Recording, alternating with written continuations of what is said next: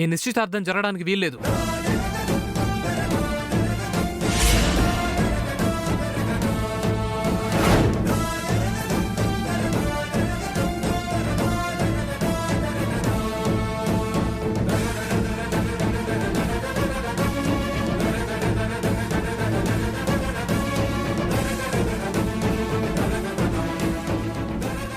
ఎవరు మీరు? మేం ఎవరన్నది తర్వాత, ముందు మీరు చేస్తున్న పని కరెక్టేనా చెప్పండి. ఏవయ్యా పెళ్లి కొడుక, ఒక అమ్మాయితో నిశ్చితార్థం చేసుకుని ఇప్పుడు మరో అమ్మాయితో నిశ్చితార్థం చేసుకుంటున్నావా?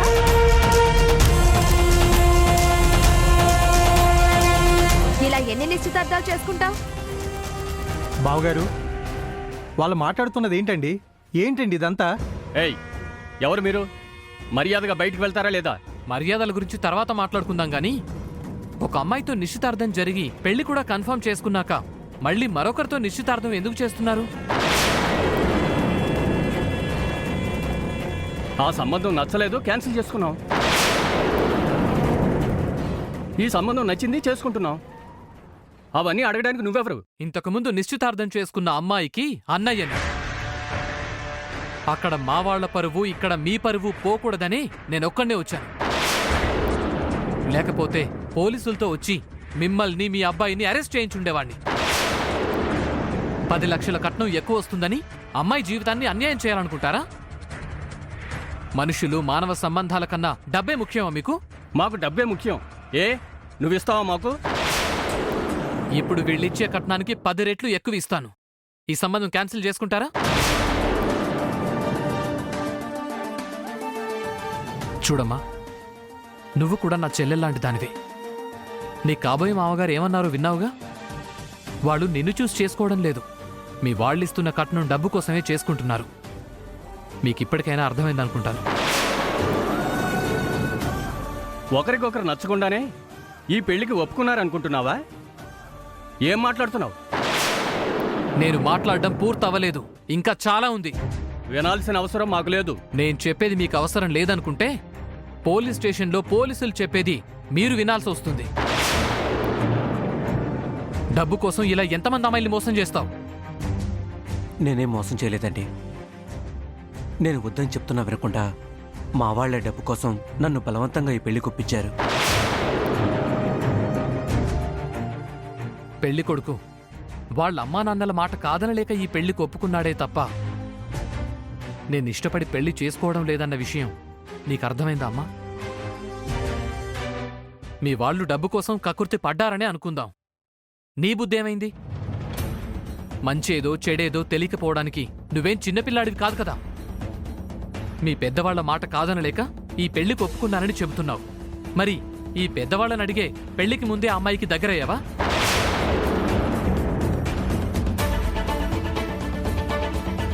పెళ్లి తర్వాత తీర్చుకోవాల్సిన సరదాలన్నీ మీ పెద్దవాళ్ల అనుమతి తీసుకునే పెళ్లికి ముందు ఆ అమ్మాయితో తీర్చుకున్నావా? మాట్లాడవే. అంటే ఆ అమ్మాయిని మోసం చేద్దామని కాదు, ఇష్టం కాబట్టి ఇద్దరం దగ్గరయ్యాం. అక్కడ పెళ్లి నిశ్చయమైన అమ్మాయిని అనుభవించి ఇక్కడ ఈ అమ్మాయిని పెళ్లి చేసుకోవాలనుకోవడం మోసం కాదా? ఇష్టపడ్డం అంటే ఆశపడ్డమో అనుభవించడమో కాదు, మనం ఇష్టపడే వాళ్ల మనసులో చోటు సంపాదించటం. అది ఇష్టపడ్డం అంటే.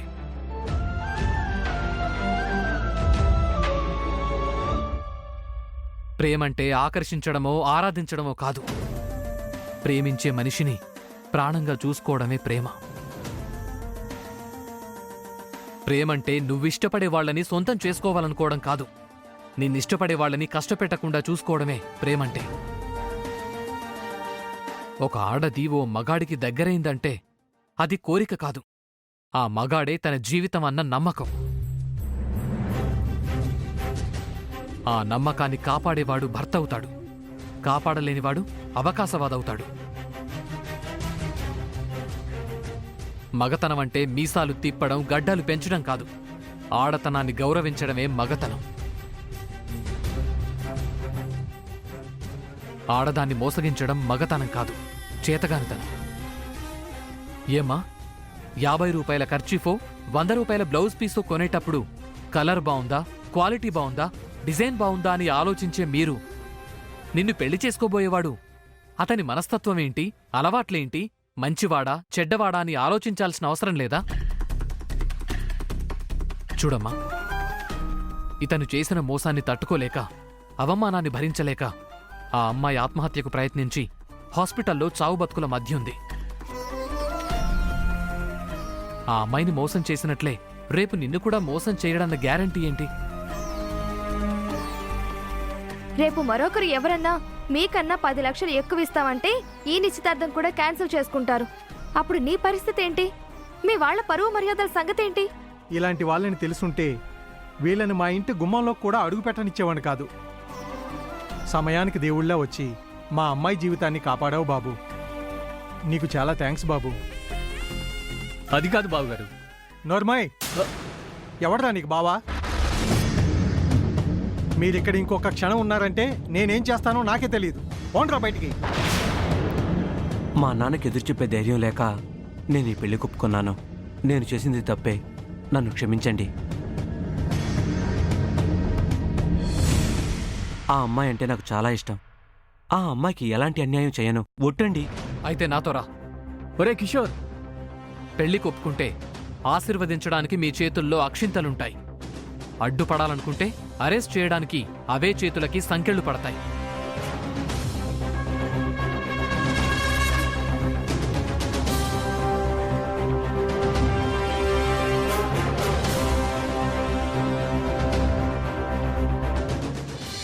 ఆంగళ్యం దందు నానేన మమ జీవన హేతున కంఠే భక్తామి సుభగే త్వం జీవ శరదాం శతం. ఆంగల్యధారణ ముహూర్తస్తు ముహూర్తస్తు సుముహూర్తకాలే సూర్యాదీనాం నవానాం గ్రహాణాం అత్యంత ఆనుకూల్యతా బలసిద్ధిరస్తు. శతమానం భవతి శతాయుః పురుషస్తే. లేమ్మా, లే బాబు.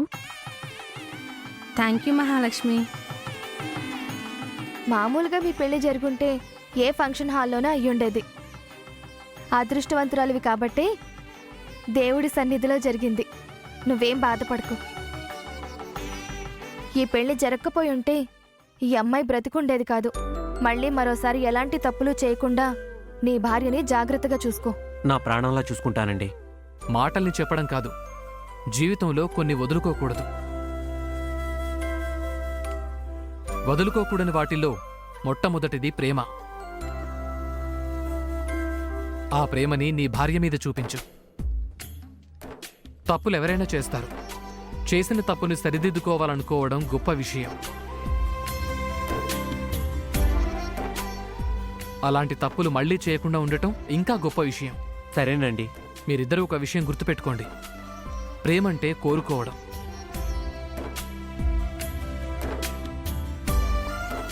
కోరుకున్న వాటిని సొంతం చేసుకోవాలనుకోవడం.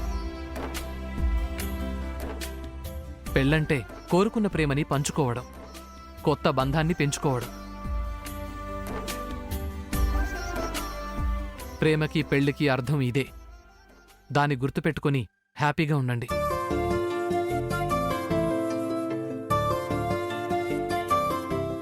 ప్రేమ గురించి పెళ్లి గురించి ఎంత గొప్పగా చెప్పావు రఘు. పెద్దవాళ్ళ ఆశీర్వాదం తీసుకోండి. అమ్మా, ఇలా రండి.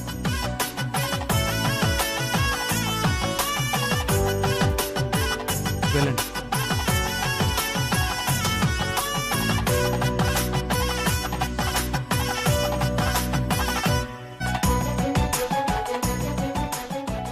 వయసులో చిన్నవాడివైనా నీకున్న బుద్ధి మాకు లేకుండా పోయింది అనుకునేలా చేశావు. మమ్మల్ని క్షమించు బాబు. ఇప్పుడు కావాల్సింది క్షమాపణలు కాదండి, మీ కోడల్ని మీ సొంత కూతురులా చూసుకోవడం. తప్పకుండా తప్పకుండా. చూసుకుంటాం బాబు.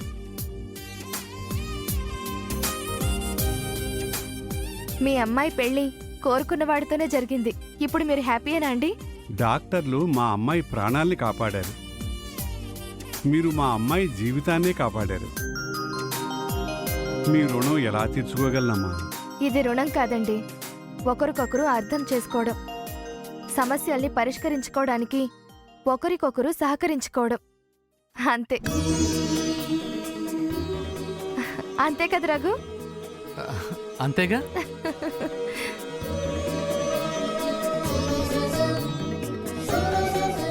బాబు, ఒకసారి ఇలా వస్తారా? అలాగే.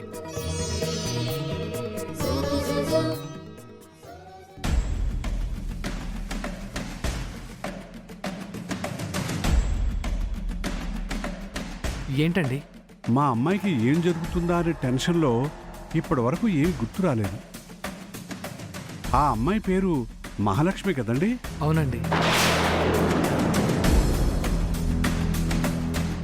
అంటే కాలేజీ ఫీజు విషయంలో మీ నాన్నగారితో గొడవ పడింది, మీ నాన్నగారు 10 కోట్లు నష్టపోయేలా చేసింది,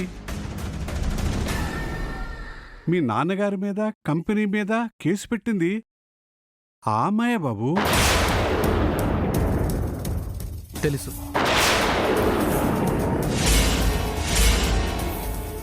తెలుసా? ఆ అమ్మాయి మా చెల్లాయి చదువుతున్న కాలేజ్లోనే చదువుతోంది. మీ అమ్మాయి మహాలక్ష్మి ఎలా ఫ్రెండ్సో మేమిద్దరం కూడా అలానే ఫ్రెండ్స్. ఆ అమ్మాయితో ఎలా ఫ్రెండ్లీగా ఉన్నారన్న విషయం మీ నాన్నగారికి తెలిస్తే ఏం జరుగుతుందో నాకు తెలుసు. తెలిసి కూడా మహాలక్ష్మి నా ఫ్రెండ్ మాత్రమే కాదండి.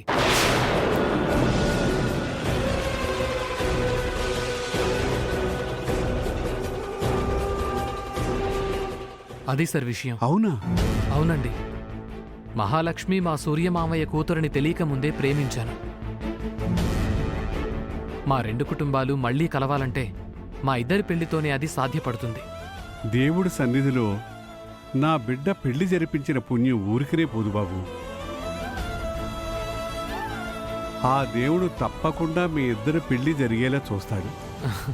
మీరు నాకు హెల్ప్ చేయాలండి. చెప్పండి బాబు. నేను శంకర్ ప్రసాద్ కొడుకునన్న విషయం మహాలక్ష్మికి ఎట్టి పరిస్థితుల్లోనూ తెలియకూడదు. అది గుర్తుపెట్టుకోండి. గుర్తుపెట్టుకోవడానికి మీరు నాకు అసలేమీ చెప్పలేదుగా. ఆ?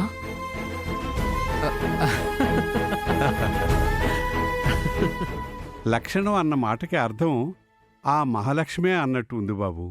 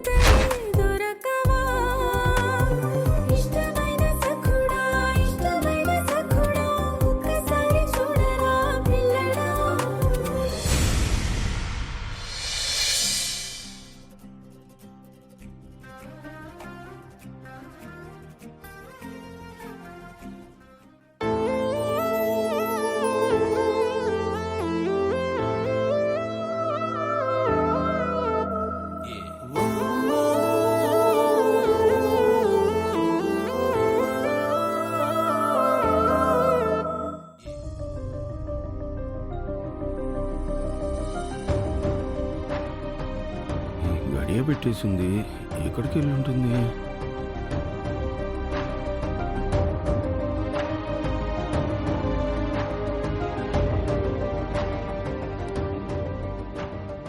బాగా ఆకలిగా ఉంది.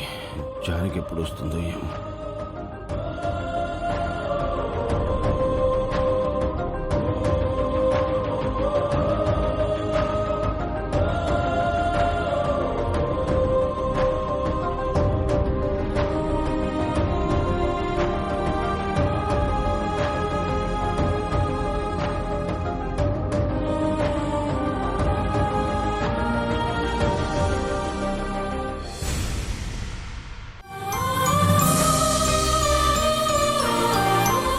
వచ్చేసినట్టున్నారే. మీరు వచ్చేసారా? నేను వడ్డిస్తానుండండి.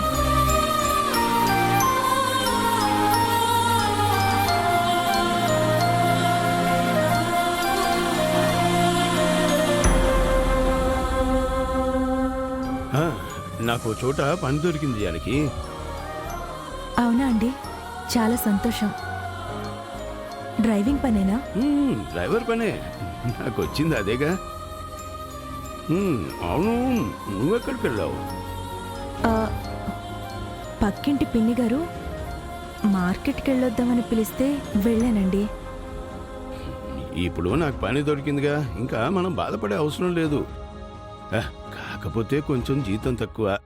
నువ్వే ఎలాగైనా సర్దుబాటు చేసుకోవాలి. పర్వాలేదండి, ఏదో ఒక రకంగా సర్దుబాటు చేసుకుందాం. మీరు చేస్తున్నది కష్టమైన పనేం కాదుగా? కష్టమైన పనేం కాదు జానకి, ఇది అలవాటైన పనేగా, ఇబ్బంది ఏం లేదులే.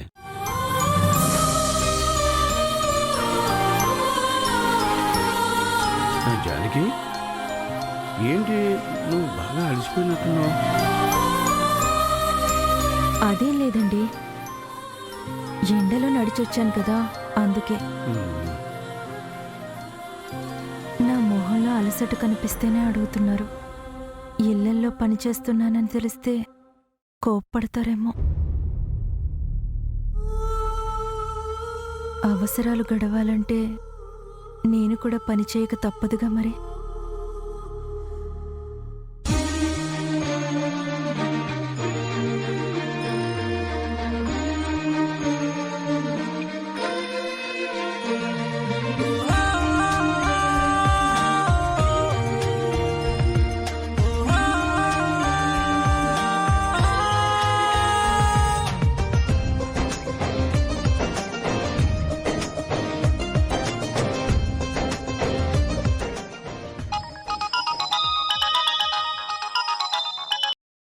హలో, ఏం చేస్తున్నావు?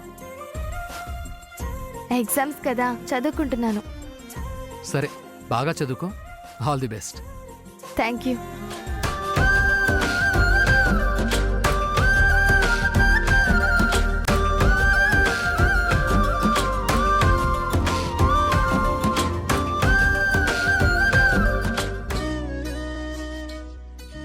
మహాలక్ష్మి, టీ తీసుకోమ్మా. మీరు తీసుకొచ్చారేంటి మేడం? నేను చేసుకునేదాన్నిగా. చదువుకుంటున్నప్పుడు వేరే పనుల మీద దృష్టి పెడితే చదువు మీద కాన్సంట్రేషన్ పోతుంది. తీసుకో, తీసుకోమ్మా.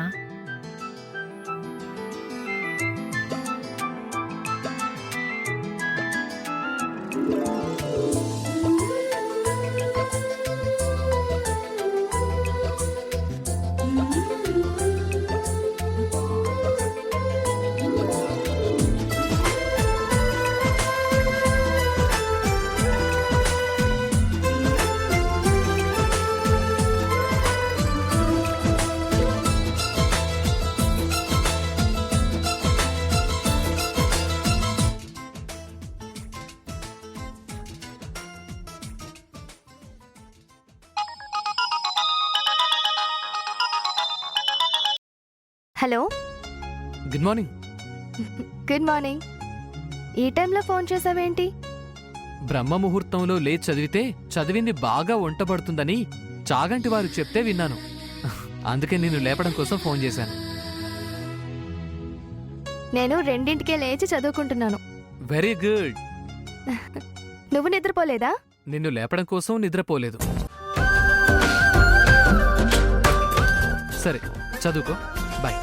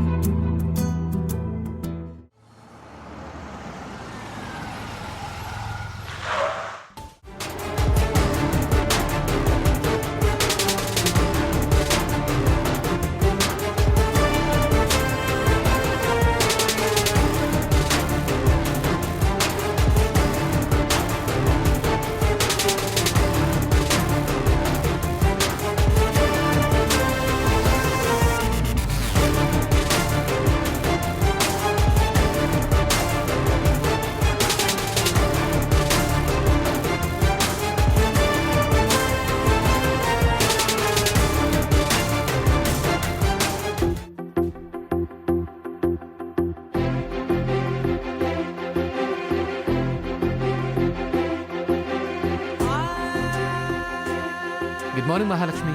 Good morning. ఎగ్జామ్కి బాగా ప్రిపేర్ అయ్యావా? లేదు, సగమే ప్రిపేర్ అయ్యాను. అదేంటి? అర్ధరాత్రైనా నిద్రపోకుండా నన్ను లేపుతూ ఎంకరేజ్ చేస్తూ మిగతా సగం నువ్వు ప్రిపేర్ చేసావుగా. ఓ చదువు మీదున్న నీకున్న ఇంట్రెస్ట్కి, నీ తెలివితేటలకి నేనెవరూ ఎంకరేజ్ చేయనక్కర్లేదు. హ్మ్, ఏమైంది? ఎక్కువ గాలి కొడుతున్నావుగా, టైర్ పంక్చర్ అయిందేమోనని. నీకు సెటైర్ లేయడం కూడా వచ్చనమాట. మడిసన్నాక కూసింత కళాపోషణ కూడా ఉండాలి బాబు. నిజమే. హాల్ టికెట్ జాగ్రత్తగా పెట్టుకున్నావా? హ్మ్, ఏం టెన్షన్ పడకుండా, పనికిరాని విషయాలే మైండ్లోకి రానివ్వకుండా హ్యాపీగా ఎగ్జామ్స్ రాసి. సరే. All the best.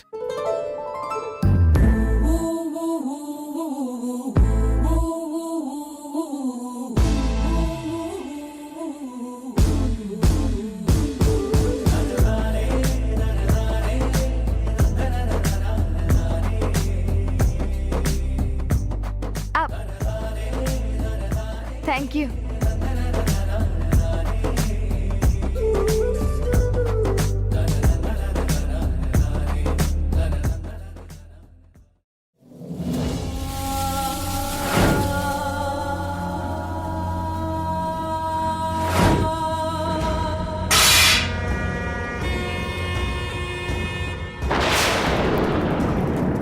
పడింది, వెళ్ళు వెళ్ళు.